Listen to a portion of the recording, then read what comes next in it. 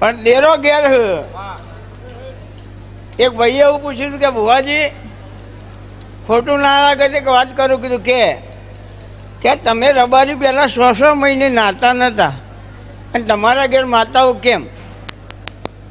કીધું યારથી કોકને પૂછ્યો તો જવાબ ના આલો તો મારા જોડે બધા જવાબ હોય, પણ તું હવે ખોટું ના લગાડતો કે નહીં લાગે? બોલો, તારો બાપ તારી માં મરી જાય એટલે રબારીના ઘેર જવું પડશે કે કેમ?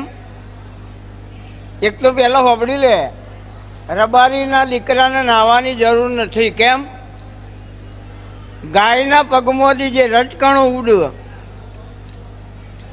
એમાં 24 કલાકે નાહે, ખરીમાંથી ઉત્પન્ન થાય. ગાયો ચારતો હોય એટલે એમાંથી રચકણો ઉડે, એથી નાય. ગાયના ઝરણમાં નાય, ગાયના સોણમાં નાય. યાર એને તો નાહવાની જરૂર હોય. અને તારે માં કે તારી બાપ મરી જશે એ દર ચોખ્ખો કરવા માટે ગાયનું સોણ ને ગાયનું ઝરણ જોશે. એ રબારીના ઘેર જ મળે. તો યાર એના ઘેર બધું મળે, માતાએ મળે ને ભગવાને મળે. પણ આ બધું સાચવવું જરૂરી છે. આશીર્વાદ.